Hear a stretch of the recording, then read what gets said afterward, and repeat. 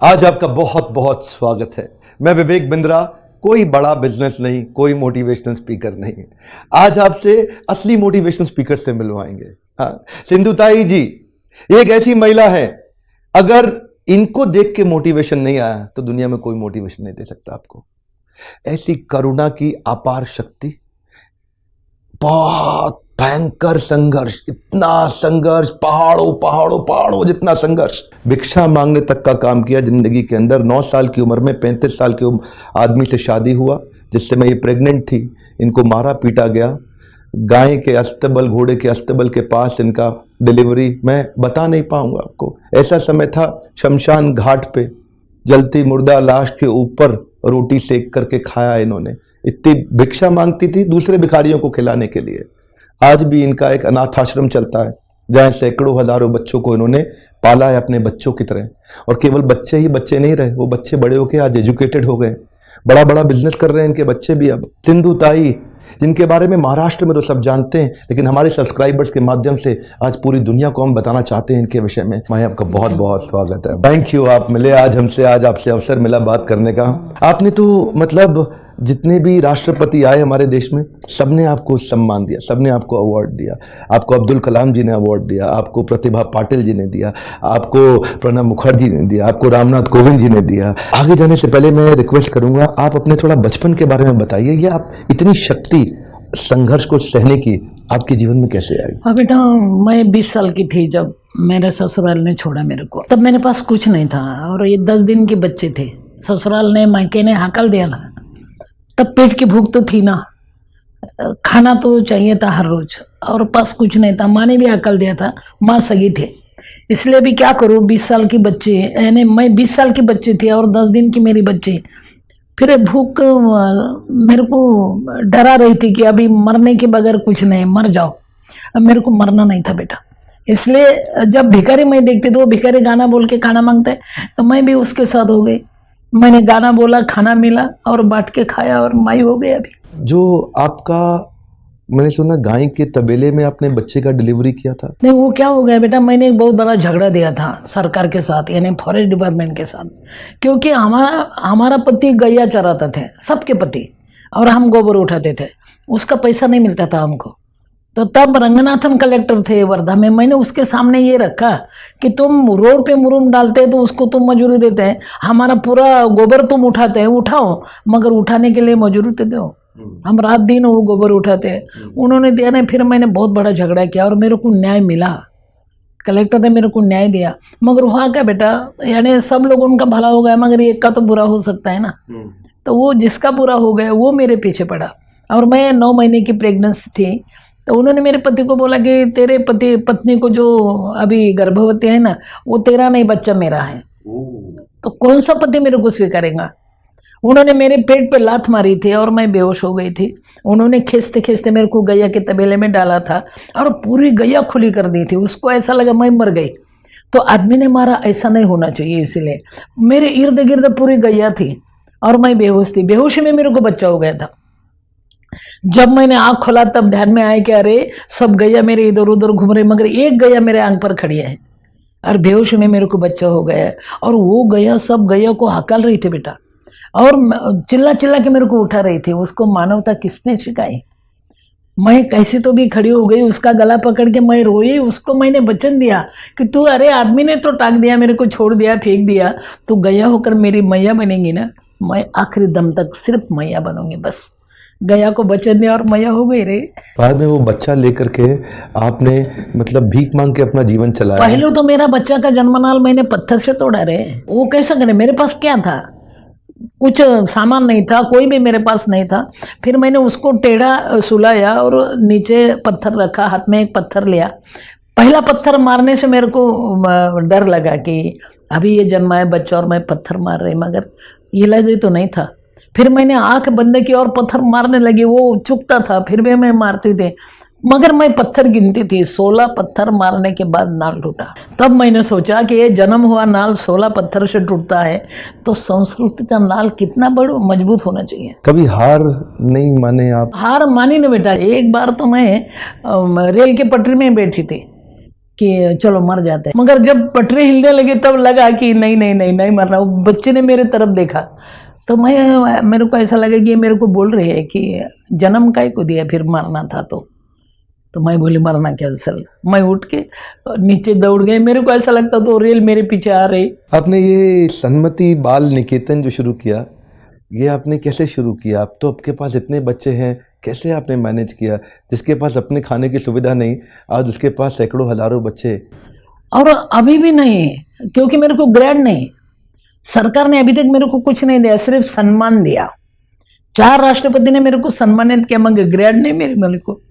भूख तो हर रोज लगती है ना, इसलिए भूख लगने के बाद मैं भाषण देने के बाद राशन मिलता है बाबा। सरकार ने नहीं दिया ना, जनता को मैंने सरकार बनाया। अरे तुम्हारा बच्चे का एक निवाला दो बेटा, मेरे बच्चे ये तुम्हारे भी है ना, समाज के बच्चे है बेटा। और लोगों ने मेरे को भाषण देने के बाद राशन मिला। अभी मैं भाषण देती तब राशन मिलता है। और मैं गाना गाती बेटा भाषण देते समय के, हमसे न तू खाने की ना पीने की बात कर, मर्दों की तरह दुनिया में जीने की बात कर। और लोग मर्द जैसे जीना चाहते हैं ना, वही इतना ही बोलते और मांगते। आपने वास्तव में मर्दों की तरह जीने की बात करके दिखाई है। माई आपने बहुत अच्छा बोला, पर कभी कभी क्या होता है ना, ये जो हमारे व्यापारी लोग हैं बोलते हैं आजकल मंदी का दौर है और इतना मंदी आ गया है। एक तो पहले ही खुद से अंदर से कमजोर, फिर ऊपर से वातावरण भी कमजोर, तो ये हो जाता है डबल कमजोर। और जिसमें अगर कस्टमर इनको छोड़ दे, बिजनेस में अगर लॉस हो जाए तो उनके एम्प्लॉय भी छोड़ के भाग जाता है। बेचारे अकेले पड़ जाते हैं कभी कभी व्यापारी लोग। हमारे देश में किसान की फिर भी थोड़ी बहुत चर्चा हो रही है, पर यह व्यापारी जब सुसाइड करने चला जाता है तो उसकी कोई चिंता नहीं करता। मैं चाहता हूं आज ये व्यापारी जब बिल्कुल अकेला पड़ जाता है, हारा हुआ महसूस करता है, तो आपकी ज़िंदगी के अनुभव बड़े गहरे हैं। आपको अगर इनको मोटिवेट करना हो तो आप क्या सुझाव देना चाहेंगे? कैसे ताकत आए इनके अंदर? बेटा एक दिन ऐसा आता है कि दिए में तेल नहीं होता, अंधेरा छा जाता है बेटा, तब तुम्हारे आंसू डालो उसमें, हारना नहीं। आंसू की जो चौ होती है ना, वो खारी होती है, मीठी नहीं होती रे। ये मीठा और खारा तो साथ में चलता है बेटा। कल के बाद खुदा के हाथ जीना चाहिए। मंजिल बहुत दूर है, मंजिल बहुत दूर है, जाना वहाँ जरूर है।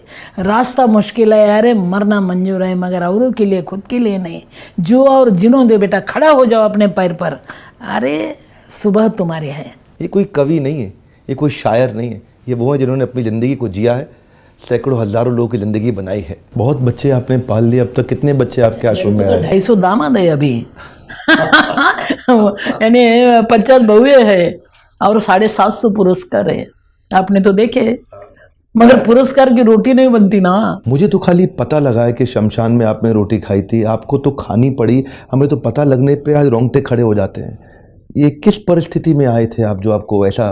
रात को मैं शमशान में क्यों जाती, कि मेरे को मालूम था मरने के बाद शमशान में जाते और रात को कोई नहीं आते। जिंदाबाद अपना बाप का घर शमशान, इसलिए मैं शमशान में जाती। जिस दिन मैंने रोटी शमशान में जला हुआ मुर्दे के ऊपर भून के खाई, उस दिन मैं बहुत डर गई थी, क्योंकि हर रोज मैं शमशान में रहती थी मगर मेरे को डर नहीं लगता था। मगर जिस दिन मैंने रोटी खाई उस दिन मेरे को बहुत डर लगता था, क्योंकि ऐसा लगता था पूरा माहौल मेरे को ऊपर खड़ा है, मेरे को बोल रहा है कि ये अधिकार हमारा है खाने का। तुम यानी आदमी हो, तुम बाई हो, तुम हमारा कायदा बंद किया। और पूरे इतने जोर जोर से चिल्ला रहे थे, पशु पक्षी कुत्ते भौंक रहे थे, मेरे को बहुत डर लगता था बेटा। और मैं सोच रही थी कि अभी क्या करूं, अभी क्या करूं। उसको बाजू में किसी ने मुर्दा गाड़ा था बेटा, वही दिन, वो सब ताजा ही था। उस दिन मेरे को ऐसा लगा कि वो गाड़ा हुआ मुर्दा वो मिट्टी से बोल रहा है, सिंधु ताई हर गई, थक गई तू, मिट्टी में मेरे को गाड़ा है। जिंदगी भर तो मैंने बहुत कुछ किया, मगर आज मिट्टी में जा रहा है मैं, तू मरने के लिए घबर रही है। अरे सभी को तो जाना है। तो मेरे को ऐसा लगा वो मुर्दा वो मिट्टी को बोल रहा है कि ऐ लहेद अपने मिट्टी से कह दे, यानी लहेद ने गाड़ने को खुद लेला खड्डा। ऐ लहेद अपनी मिट्टी से कह दे, दाग लगने न पाए कफन को। आज ही हमने बदले हैं कपड़े, आज ही हम नहाए हुए हैं। पूरी जिंदगी की नहाया नहीं, अभी समाज ने मेरे को नहाया, नए कपड़े भी डाले। तेरी मिट्टी को बता, वो जरा गंदे हो जाएंगे। जो मुर्दा खत्म होने के बाद मिट्टी को बोलता है कि संभालना, नए कपड़े डाले हैं। और मेरे को तो कपड़े ही नहीं, नए नहीं, पुराने ही नहीं। तो फिर जिसको नहीं है उसके लिए जिंदगी जीना चाहिए अभी। तब मैंने सोचा कि नहीं, मरना नहीं, डरना भी नहीं, पीछे मुड़ना भी नहीं, कुछ करना है। बहुत सुंदर। महाराष्ट्र में मैं देखता हूँ लोग आपको बहुत मानते हैं, मराठी लोग आसपास जहाँ देखते हैं लोग आपका इतना सम्मान करते हैं, हर आदमी आपसे मिलता है, माई माई माई आपके पाँव छूता है। सबने देखा है आपने इतना किया गरीब बच्चों के लिए, सबके लिए। मैं जो बाकी देश के लोग अब आपको धीरे धीरे जान रहे हैं, उनको आप थोड़ा मोटिवेट करिए कि कैसे संघर्षों से लड़ना चाहिए। बेटा अंधेरा तो हर दिन आता है, अंधेरा तो हर दिन आता है। तुम अंदर का दिया जलाओ बेटा, बहुत अंधेरा है रे, मगर अपना दिल जलाओ बेटा, तुम्हारा उजाला तुम निर्माण करो। ऐट हमको जीना है और इतना उजाला निर्माण करो कि सब तुमको ढूंढते आ जाएंगे और बोलेंगे हम भी तुम्हारे हैं, हम भी तुम्हारे हैं। ये तो मैंने किया है। उजाला के पास मत जाना बेटा, तुम्हारा उजाला निर्माण करो, पूरी दुनिया तुमको देखेंगे कहाँ है वो उजड़, चलो देखना है उसको। मैंने वही किया। ये एक बेटा आपके आश्रम का, तुषार के माँ बाप नहीं थे और तुषार भी इन्हीं के आश्रम में पला और आज इतना सुंदर काम कर रहे हैं। आज तुषार ने मेरे को अपनी इसी के आश्रम में रहते रहते मेहनत करके अपना बिजनेस खड़ा किया और अपनी खुद की गाड़ी BMW में मेरे को लेने के लिए आए। तो मैं देख के इतना हैरान हुआ कि इन्होंने अनाथ बच्चों को भी इतना ऊपर लेके गया। क्षमा चाहता हूँ, कठोर वर्ड है, अनाथ नहीं, इनकी माँ है ना जो माई हमारे साथ में बैठी है। तुषार आपके पास आया, तेरे पास आया और बहुत बड़ा हो गया रे। उन्होंने क्या धंधा निकाला मालूम है? वो गाड़ी धोने का धंधा निकाला। और मेरे को बिंद्रा साहब ने बोला मेरे को धंधा करने का। मैं अभी क्या करूं, पैसा तो है नहीं। तो मैं बोली बेटा गाड़ी धोते धोते कलेजा भी धोना सीखो। आज इनका प्रोफेशनल कार क्लीनिंग का बिजनेस है। प्रोफेशनल कार क्लीनिंग के इन्होंने शोरूम्स खोले हैं, मतलब इसको बोलते हैं आउटलेट, और फ्रेंचाइजी मॉडल पे उसको आगे लेके जा रहे हैं। इसको बोलते हैं असली स्कूल। ये स्कूल हमारा नहीं है, ये माई का स्कूल है। इस माई के स्कूल में ऐसे बच्चे आए हैं। हाँ बेटा, ऐसे बहुत बच्चे हैं। मगर सबसे बड़ी बात मैंने ये किया कि जो पति ने मेरे को हकल दिया मैंने उसको माफ़ किया बेटा। और ये पहली बार हुआ होगा शायद कि ससुराल वाले ने पत्थर मार मार के मेरे को हकाला और मेरे को फूल डाल डाल के बुलाया। और मेरे सत्कार में मेरे पति रो रहे थे कि मैं पति के पास गई, उसका हाथ मैंने हाथ में लिया, मेरे पल्लू से उसकी आँख पोंछी और मैंने बताया रो रहे आप, आपने मेरे को छोड़ा तब मैं रो रही थी ना। अभी कोई बात नहीं, 50-50।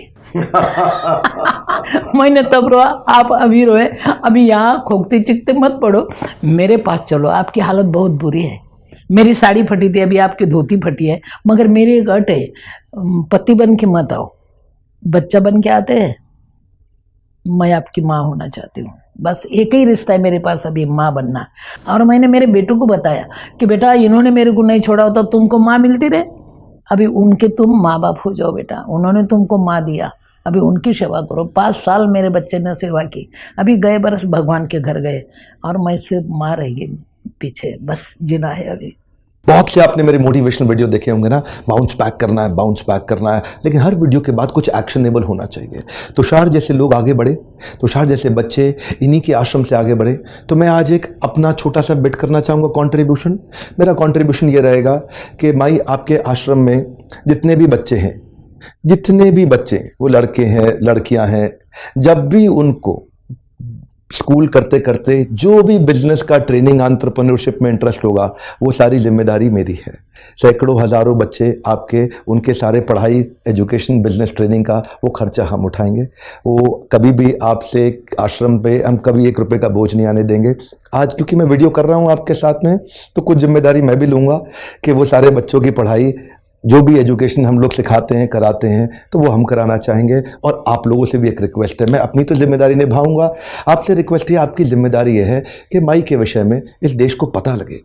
पता इसलिए लगे कि हारे हुए लोग बैठे हुए, जिनके पास सब कुछ है वो भी हारे हुए हैं। हाँ, वो भी हारे हुए। मैं आपसे रिक्वेस्ट कर रहा हूँ, ताकत आ जाएगी अगर कोई व्यक्ति माई की इस छोटी सी स्टोरी को समझे कि कैसे उन्होंने अपनी ज़िंदगी को नहीं, हज़ारों की ज़िंदगी को बदला है। मैं आगे जाने से पहले मैं चाहूँगा कि 2 शब्द आप कुछ मैसेज देना चाहते हैं अगर सबको। बेटा कभी कभी थैंक यू बोलो। जो अपने ऊपर संकट आते हैं, बिजनेस रुक जाता है ना, तब वो टाइम को थैंक यू बोलो बेटा, क्योंकि अगला रास्ता अपने को दिखता है।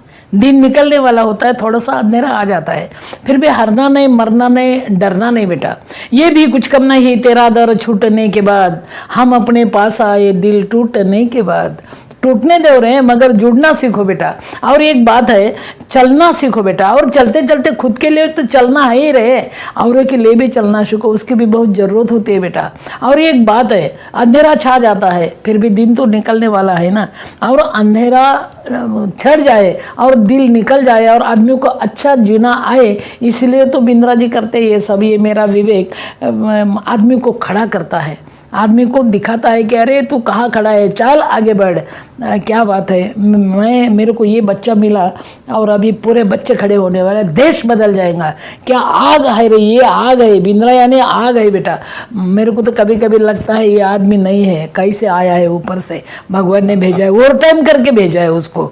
इसलिए मैं खुश हूँ बेटा, तुम भी जो जिन्हें दो, आगे बढ़ो, संकट आने दो रे, संकट को सलाम करो बेटा, क्योंकि संकट के बाद जो आदमी खड़ा होता है ना, वो कभी नहीं लड़खड़ाता, कभी नहीं गिरता, सिर्फ वो औरों के लिए मरता और अमर हो जाता है। मैंने वही किया, तुम भी वह करो, तुम भी वही करो बेटा, मदद करो, देखो तुम्हारा दिल भर जाएगा। धन्यवाद बहुत बहुत। इनका सन्मति बाल निकेतन इनका आश्रम है, उसकी डिटेल नीचे रहेंगी।